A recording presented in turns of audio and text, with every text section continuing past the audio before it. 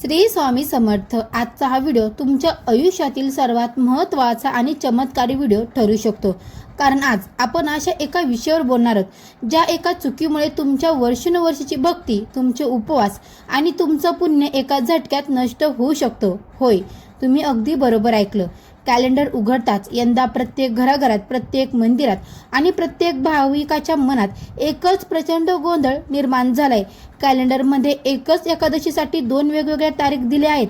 पहिली तारीख आहे 10 तारीख, ज्या दिवशी स्मार्थ एकादशी दिली आहे, आणि दुसऱ्या दिवशी आहे 11 तारीख, ज्या दिवशी भागवत एकादशी दिली आहे। आता सर्वात मोठा प्रश्न हा पडतो की नेमकी उपवास कोणत्या दिवशी करायचा। जर तुम्ही चुकीच्या दिवशी एकादशीचा उपवास केला तर शास्त्रानुसार चुकीचे उपवास म्हणजेच की उपवासाचे पुण्य मिळण्याऐवजी भयंकर दोष लागतो, घरामध्ये गरिबी येते आणि विष्णू कृपा दूर होते अशी भीती अनेकांच्या मनात असते। चुकीच्या तिथीला केलेला उपवास देवाला कधीच मान्य होत नाही असे आपले प्राचीन ग्रंथ सांगतात।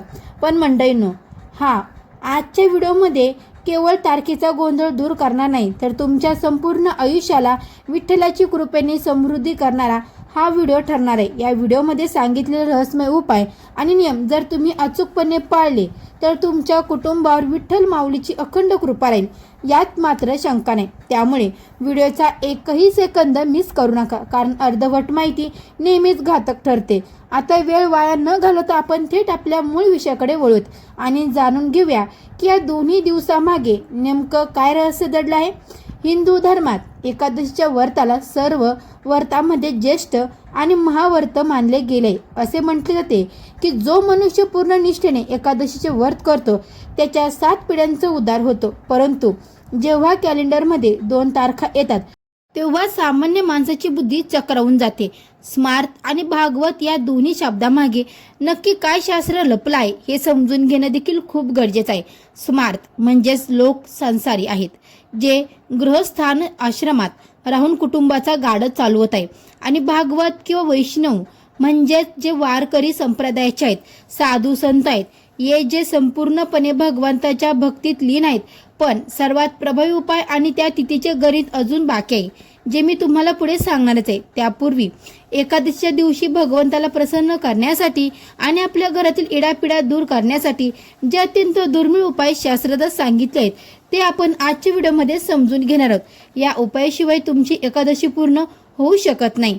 अवधूत चिंतन श्री गुरुदेव दत्त। श्री स्वामी समर्थ। नमस्कार मंडळी, तुम्हा सर्वांचं दिव्य शक्ती या चॅनलमध्ये मी स्वागत करते। तुम्ही जर आपल्या चॅनलवर नवीन आले असाल तर आपल्या चॅनलला आत्ता सबस्क्राईब करा। कमेंट बॉक्समध्ये ओम नमो भगवते वासुदेवाय नमः ही कमेंट प्रत्येकाने करा। सर्वप्रथम आपण जाणून घेऊयात की तुळशीचा तो विशेष आणि चमत्कारी उपाय जो एकादशी दिवशी प्रत्येक घरामध्ये झालाच पाहिजे। तुळशी मातेला लक्ष्मीचं रूप मानलं जातं आणि भगवान विष्णूंना तुळस अतिशय प्रिय आहे। एकादशीच्या दिवशी लवकर उठून स्नानामध्ये नित्यकर्म आपटून स्वच्छ वस्त्र परिधान करून आपल्या घरातील तुळशीच्या वृंदानाजवळ जावे, तिथली जागा स्वच्छ करावी। त्यानंतर तुळशीच्या समोर शुद्ध गाईच्या तुपाचा एक दिवा लावा। हा दिवा लावताना मनात विठ्ठलाचे किंवा भगवान विष्णूंचे नामस्मरण करावे। दिवा लावल्यानंतर तुळशीला जल अर्पण करायची एक विशिष्ट पद्धत आहे जी अनेकांना माहिती नसते। जल अर्पण करताना तांब्याच्या पात्रात थोडेसे शुद्ध पाणी घ्यावेत, त्यात अगदी चिमूटभर हळद आणि गंगाजल टाकावे। हे जल अत्यंत संत गतीने तुळशीच्या मुळाशी अर्पण करावे। जल अर्पण करत असताना मुखाने ओम नमो भगवते वासुदेवाय नमः, ओम नमो भगवते वासुदेवाय नमः या महामंत्राचा जप सलग चालू ठेवा। जल अर्पण करून झाल्यानंतर तुळशी मातेला भावपूर्ण नमस्कार करावा आणि त्यानंतर तुळशीच्या वृंदानाभोवती प्रदक्षिणा घालण्यास सुरुवात करावी। शास्त्रात एकादशीच्या दिवशी तुळशीला 11 प्रदक्षिणा घालण्याने अत्यंत शुभ आणि फलदायी मानलं गेलंय। प्रत्येक प्रदक्षिणा घालताना अत्यंत हळूवार पावले टाकावीत आणि ओम नमो भगवते वासुदेवाय नमः, श्री कृष्णाय नमः या मंत्राचा किंवा विष्णू मंत्राचा अखंड जप करावा। 11 प्रदक्षिणा पूर्ण झाल्यानंतर तुळशीच्या झाडाला स्पर्श न करता, कारण एकादशीच्या दिवशी तुळशीला स्पर्श करणं वर्ज्य मानलं जातं, दुरूनच हात जोडून आपली मनोकामना बोलावी।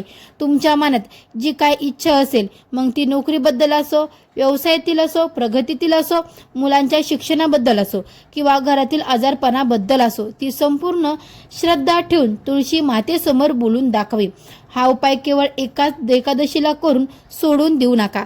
जर तुम्हाला तुमच्या आयुष्यात कायमस्वरूपी चमत्कार पाहायचा असेल तर हा उपाय प्रत्येक एकादशीला म्हणजेच की महिन्यातून येणाऱ्या दोन्ही एकादशीला नियमितपणे करावा. हा उपाय केल्यानंतर अनेक भक्तांना आश्चर्यकारक अनुभव आलेले असल्याचे संकेत मिळत आहेत. मंडळींनो, ताईंनो, दादांनो, त्यांच्या घरातील आर्थिक चणचण कायमची दूर झालेली आहे ज्यांनी हा उपाय केलाय. आता आपण वळूया अत्यंत प्रभावीशाली उपायाकडे, जो तुमच्या घरातील पैशाची चणचण आणि दारिद्र्य दूर करण्यासाठी रामबाण मानला गेलाय. हा उपाय लवंगाच्या धनप्राप्तीसाठी आहे. लवंग ही केवळ स्वयंपाकघरातली वस्तू नाही, तर ती ऊर्जेची अत्यंत तीव्र माध्यम आहे. या उपायासाठी तुम्हाला केवळ 2 किंवा 5 अख्ख्या लवंगांची आवश्यकता आहे. लक्षात ठेवा, लवंग कुठेही तुटली किंवा खंडित नसावी, तिला पूर्ण म्हणजेच की संपूर्ण फूल असावं.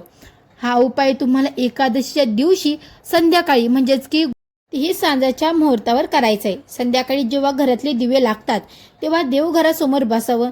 तिथे भगवान विष्णू आणि माता लक्ष्मीच्या फोटोसमोर गायीच्या तुपाचा किंवा मोहरीच्या तेलाचा दिवा लावा. आता तुमच्या हातामध्ये त्या 2 आणि 5 अखंड लवंगा घ्याव्यात आणि दिव्याच्या ज्योतीवरून त्या 7 वेळा घड्याळाच्या काठेच्या दिशेने ओवळाव्यात.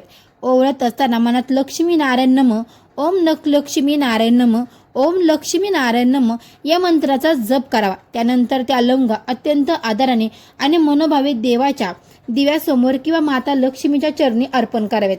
अर्पण केल्यानंतर दोन्ही हात जोडून डोळे मिटून अत्यंत भावपूर्ण अंतकरणाने प्रार्थना करावी की हे लक्ष्मी नारायण, माझ्या घरात जे काही आर्थिक तंगी आहे, जे काही कर्ज आहे ते दूर होऊ दे, माझ्या कमेमध्ये बरकता येऊ दे आणि घरातील पैशाची व्याप थांबू दे.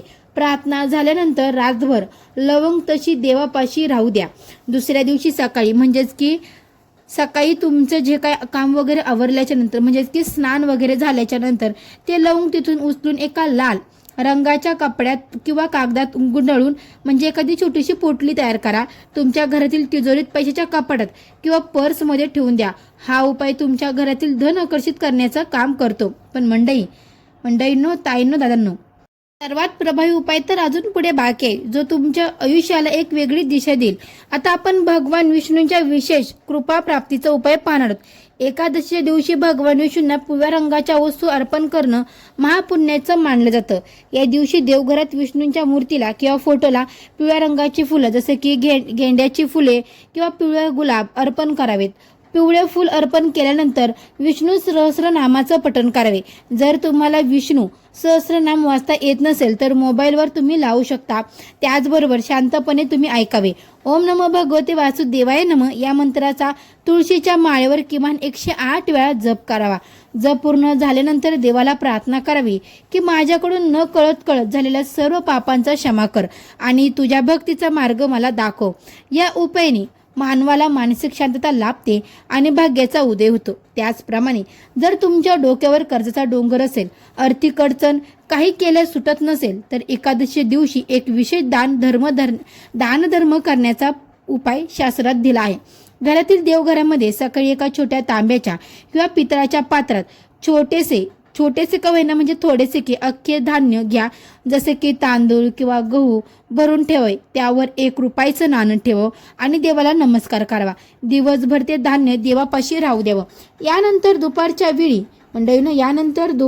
वेळी किंवा संध्याकाळी ते धान्य त्यासोबतच काही दक्षिणा म्हणजेच पैसे घेऊन एखाद्या गरीब गरजू व्यक्तीला किंवा ब्राह्मणाला दान करावे. एकादशीच्या दिवशी अन्नदानाला महादान म्हटलं गेलं आहे. जर शक्य असेल तर एखाद्या भुकेलेल्या प्राण्याला, गाईला किंवा कुत्र्याला अन्न द्यावे. गरिबांना कपडे किंवा अन्नधान्याची मदत केल्याने भगवान विष्णू अत्यंत प्रसन्न होतात, कारण ते दरिद्री नारायणाचे रूप मानले जातात. अन्नदानाचे महत्त्व एवढे आहे की यामुळे लोक जन्माची गरिबी एका क्षणात नष्ट होऊ शकते. मंडळींनो, बऱ्याचदा आपल्या घरामध्ये सर्व काही असूनही सुख शांती नसते, सतत चिडचिड होते, भांडणे होतात. याचे कारण म्हणजे घरातील नकारात्मक ऊर्जा. ही घरातील नकारात्मक ऊर्जा दूर करण्यासाठी एकादशीच्या दिवशी घराच्या मुख्य दारापाशी आणि तुळशीजवळ दीपदान करावे. संध्याकाळी मुख्य दाराच्या दोन्ही बाजूनी तेलाचे दिवे लावावेत आणि घरामध्ये विठ्ठलाचं किंवा विष्णूंचं नामस्मरण करत कापूर जाळावा. कापूर आणि लवंग एकत्र जाळून त्यांचा धूर संपूर्ण घरामध्ये फिरवा. यामुळे घरातील नकारात्मक शक्ती पळून जातात आणि घरात एक अद्भुत सकारात्मक ऊर्जेचा संचार होतो. कुटुंबातील सदस्यांचं मन शांत होतं आणि घरात लक्ष्मीचा वास स्थिर राहतो. आता आपण एकादशीच्या दिवशी नक्की काय करायचं? मंडळींनो, मी तुम्हाला सांगते काय करावं आणि काय टाळावं हे देखील सांगणार आहे. तर मंडळींनो, पहिलं, ब्रह्ममुहूर्तावर जागरण. एकादशी दिवशी सूर्योदयापूर्वी किमान 1 तास आधी उठून आंघोळ करावी. दुसरी कृती म्हणजे मौन आणि नामस्मरण. सकाळी उठल्यापासून किमान 1 तास तरी मौन पाळावं आणि मनातल्या मनात देवाचं नामस्मरण करावं. तिसरी गोष्ट, पिवळ्या रंगाचा वापर करा. या दिवशी स्वतः पिवळे वस्त्र परिधान करावेत आणि देवालाही पिवळे आसन द्यावे. चौथी, गायीची सेवा. एकादशीला गायीला हिरवा चारा किंवा पोळी खायला घालणं अत्यंत शुभ असतं. पाचवी, घरातील वडीलधाऱ्यांचा आशीर्वाद. सकाळी पूजा करण्यापूर्वी आई वडील आणि घरातील मोठ्यांच्या पाया पडून आशीर्वाद घ्यावेत. सहावी, गीता पठण. या दिवशी भगवद्गीतेचा किमान 1 अध्याय जरी वाचावा. अखंड दिवा लावावा. देवघरात एकादशीच्या दिवशी अखंड दिवा लावण्याचा प्रयत्न करावा, जो रात्र जळत राहील. मंडळींनो, सात्विक विचार. या दिवशी मनात कोणाबद्दलही राग, द्वेष किंवा वाईट विचार आणू नयेत. मंत्राचा उच्चार. घरामध्ये शांत वातावरण. विष्णू मंत्राचा मोठ्याने उच्चार करावेत, जेणेकरून घरातले वास्तुदोष दूर होतील. मंडळींनो, संध्या आरती. संध्याकाळी संपूर्ण कुटुंबाने एकत्र येऊन देवाची आरती करावी. आणि मंडळी, जागर एकादशीच्या रात्री शक्यतो लवकर न झोपता देवाचं भजन किंवा कीर्तन ऐकत जागरण करावे. या 11व्या शुभकृतीचा धार्मिक महत्त्व एवढं अथंग आहे की यामुळे मनुष्याचे जीवन आनंदी आणि समृद्धी बनते. पण अशा काही शुभ म्हणजेच की अशुभ गोष्टी देखील आहे. एकादशीच्या दिवशी गंभीर चुका देखील टाळायच्या आहेत, ज्या सामान्य लोक न कळत दररोज करतात आणि त्याचे गंभीर वाईट परिणाम त्यांना भोगावे लागतात. पहिली चूक म्हणजे तांदूळ खाणं. एकादशीच्या दिवशी चुकून घरामध्ये भात बनवू नये आणि खाऊ देखील नाही. शास्त्रदा असं मानलं गेलं आहे की एकादशीला तांदूळ खाणं म्हणजे कीटक खाण्यासारखं आहे, कारण या दिवशी तांदळामध्ये नकारात्मक ऊर्जा वास करते. दुसरी, तुळशीचे पानं तोडणे. एकादशीच्या दिवशी पूजेसाठी लागणारी म्हणजेच की तुळशीचे पानं हे 8 दिवस तोडून ठेवायचे. म्हणजे तुम्ही आधी जरी तोडून ठेवले तरीही चालतील. त्याचबरोबर एकादशी दिवशी चुकूनही केस आणि नखे कापू नये. या दिवशी दाढी करणं, केस कापणं किंवा नखे कापणं पूर्णपणे वर्ज्य आहे. यामुळे आरोग्य कमी होतं. त्याचबरोबर मंडळींना कडू व तिखट शब्द बोलणे, कोणाचे अपमान करणं किंवा खोटे बोलणे या दिवशी महापाप मानलं जातं. उशिरापर्यंत झोपणं. एकादशीच्या दिवशी सूर्यास्तानंतर झोपू राहू नये. मंडळीनं तामसिक भोजन. घरात कुणी उपास करत नसलं तरी एकादशीच्या दिवशी घरामध्ये कांदा, लसूण, मांस किंवा मद्य आणू नये आणि खाऊ देखील नाही. मंडळींनो, त्याचबरोबर या दिवशी चुकू नये भांडण करणं. घरात कलश किंवा वाद झाल्यास लक्ष्मी माता घर सोडून निघून जाऊ शकते. परनिंदा. दुसऱ्याची उणीधुणी काढण्यात वेळ घालू नका. त्याचबरोबर मंडळींनो, या दिवशी काळ्या रंगाचे कपडे परिधान करू नका, अशुभ मानलं जातं. झाडलोट करताना काळजी घ्या. या दिवशी झाडू मारताना जमिनीवर कीटक मारणार नाहीत याची काळजी घ्यावी. जीवहत्या टाळावी. आणि 11वी चूक म्हणजे द्वादशीला उशिरा उपास सोडणे. द्वादशीच्या दिवशी वेळेत पारायण न केल्यास उपवासाचे फळ मिळत नाही. या चुका टाळून जर तुम्ही योग्य पर्याय निवडला म्हणजे सात्विक जीवन जगलात तर एकादशीचं सफळ फळ तुम्हाला नक्कीच मिळणार आहे. आता आपण पाहूया एकादशीच्या अत्यंत छोट्या आणि गोड पौराणिक कथेकडे. मंडळींनो, आपण वळूया आपल्या सर्वात मुख्य आणि महत्त्वाच्या प्रश्नावर, ज्या प्रश्नासाठी तुम्ही हा व्हिडिओ आतापर्यंत पाहतात. तो प्रश्न म्हणजे 10 तारीख की 11 तारीख कॅलेंडरमध्ये 2 एकादशी का आल्या आहेत आणि सर्वसामान्य लोकांनी नेमकी कोणत्या दिवशी उपास करावा? तर मंडळीनं अगदी स्पष्ट आणि शास्त्रीय उत्तर असं आहे, जेव्हा दशमी विरुद्ध एकादशी असते म्हणजेच की ज्या एकादशीमध्ये आदल्या दिवशी दशमी तिथीचा स्पर्श झालेला असतो त्याला समर्थ एकादशी म्हणतात. कॅलेंडरनुसार 10 तारखेला ही समर्थ एकादशी आले, जे केवळ विशिष्ट संन्यासी किंवा समर्थ संप्रदायाचे लोक पाळतात. परंतु जी एकादशी सूर्योदयाच्या वेळी शुद्ध असते आणि ज्या दिवशी द्वितीयाचा संबंध येतो तिला भागवत किंवा वैष्णव एकादशी म्हणतात. आपल्या वारकरी संप्रदायात, महाराष्ट्रातील परंपरेत आणि सर्वसामान्य संसारी लोकांमध्ये नेहमी उदय तिथीला म्हणजेच की सूर्योदयाच्या वेळी असणाऱ्या तिथीला महत्त्व दिले जातं. 11व्या तारखेला सूर्योदयापासून ती संपेपर्यंत शुद्ध एकादशी तिथी लाभत आहे. ती अतिशय पवित्र आणि फलदायी मानली गेले.